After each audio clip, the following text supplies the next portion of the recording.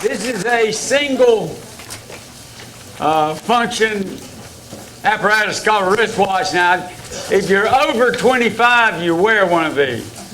It gives you time. If you're under 25, use your cell phone or whatever. But I'm holding this up. I want you to hold me accountable. I'm going to talk to you for 15 minutes. I'm going to do 3 things, I hope. I'm going to entertain you. I'm going to teach you. I'm going to leave you with something to think about. Now, hold me to that, please. My father, I grew up in North Carolina. I was a Methodist minister's son. And if you're a minister's son, you know, the community holds you up to a little different standard, whether you deserve it or not. And I was more rules challenged, shall we say, than both my sisters. And so I continually got into a little bit more mischief than they did. And I didn't like school.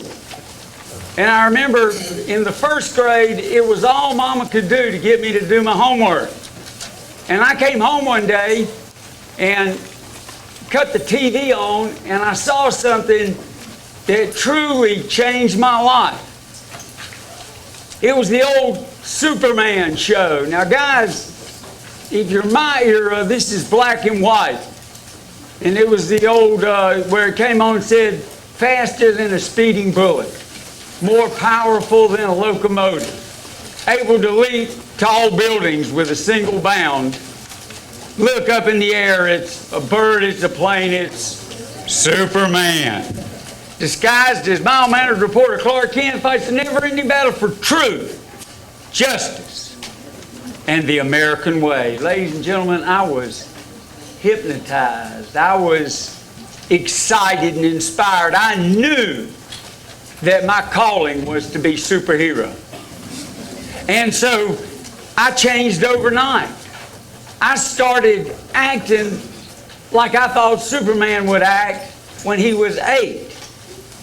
And I had 2 sisters, and I would run in the room and pick them up and take them somewhere else and set them down, whether they wanted to go or not. And I remember they would raise their hands and they would say, "Mama, make Tommy quit saving me." And I started wanting to fly. And I started jumping off things. And I couldn't, of course, fly. So I perceived this, that I wasn't getting high enough to start. So I started getting on higher things and jumping off. And eventually I graduated to houses and garages. And I got a pretty pronounced reputation being a house jumper. And I remember I'd go into somebody's yard and they'd get on the phone and they'd call my mama. And they'd say, "Francis, Tommy's getting ready to jump off my house. I don't care, but I'm afraid he'll kill himself." And Mama would say, "I'll be right there." So she'd come drag me home. And one day she said, "Tommy, I don't want you jumping off any more houses because you're going to die." And I said, "Mama, with all due respect, it's my calling. I'm going to be a superhero.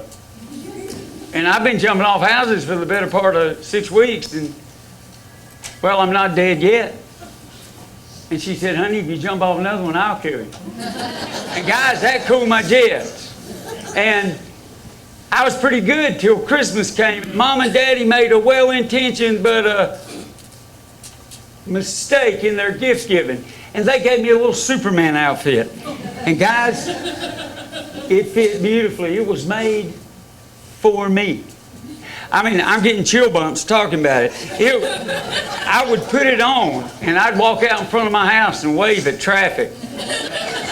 And I knew if I could get my costume and get on a house, I could break these surly bonds of earth, be a superhero. So I was going to school one day and I heard something. I was getting ready to cross the road and I heard something call to me. I could hardly hear it. It said, "Jump me."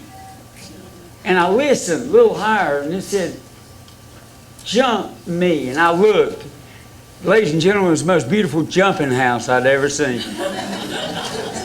And I knew if I could get on that house and get on my Superman outfit, I could take my rightful place in the Fortress of Solitude. And so I hid my Superman outfit in the garage.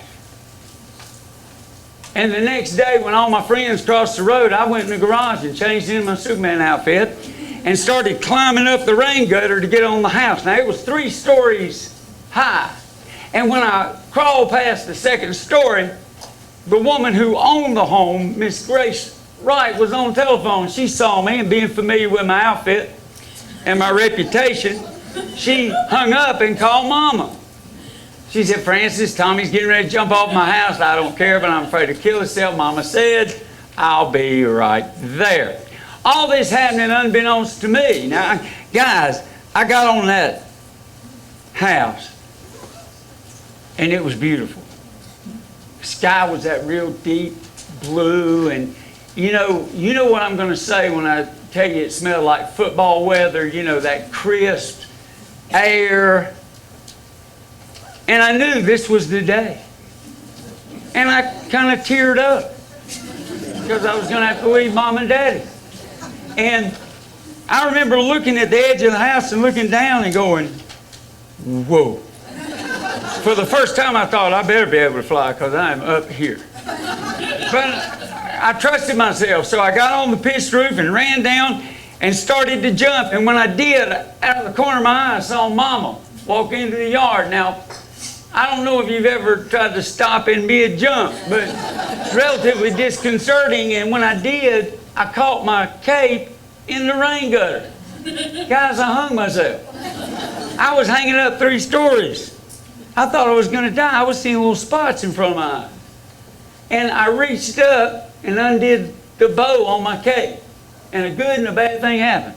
Of course, the good thing was I could breathe, but it was the only thing holding me up. Now, Miss Wright had rose bushes around the front of her house and a little white fence around it. Guys, I shot straight down, 2 fence posts, went up the legs of my own Superman outfit. By the grace of God in heaven, didn't touch my legs, and ripped the rear end out of my outfit. And I was hung on that fence. I couldn't move. And Mama was coming towards me.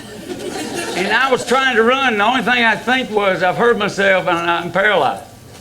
And Mama got me off there and counted my fingers, toes, and smothered me with kisses. Then she said something I'll never forget. She said, Tommy, she said, I'm going to beat you till my own hand bleeds. And I remember thinking, daggum, what am I going to look like? You know? So, guys, I survived that. And I love telling that story because everybody in this room can relate to that story. You see, everybody's wanted to be a superhero. Everybody sitting here has tried to fly. And everybody dreams of doing great things. Fortunately, very few of us are going to have to storm the beach at Normandy, prove our mettle in combat. Very few of us are going to be in life-threatening situations, thank God. For the vast majority of us, courage will be living lives of great integrity and honesty, following through on our promises, taking care of our families, in a society and culture fraught with temptation. 1977, I met and married the most beautiful woman I've ever seen. And I remember we were going on our honeymoon. And for some reason, my wedding vows hit me in the face.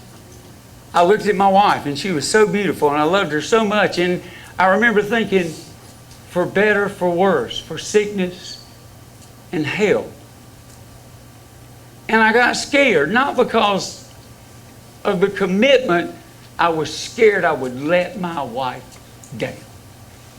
And we stopped at a convenience store, and Darlene went in to make a phone call, and I asked God, I said, please, I just don't want to let her down.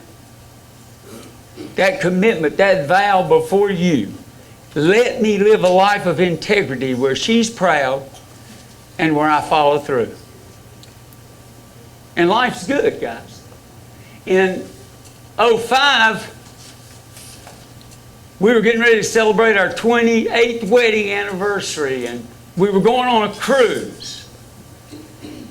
And she had never been on a cruise. We were excited, and we had all the stuff spread out, we were picking where we wanted to go and stop at. You know, you get to pick what ports of call you have.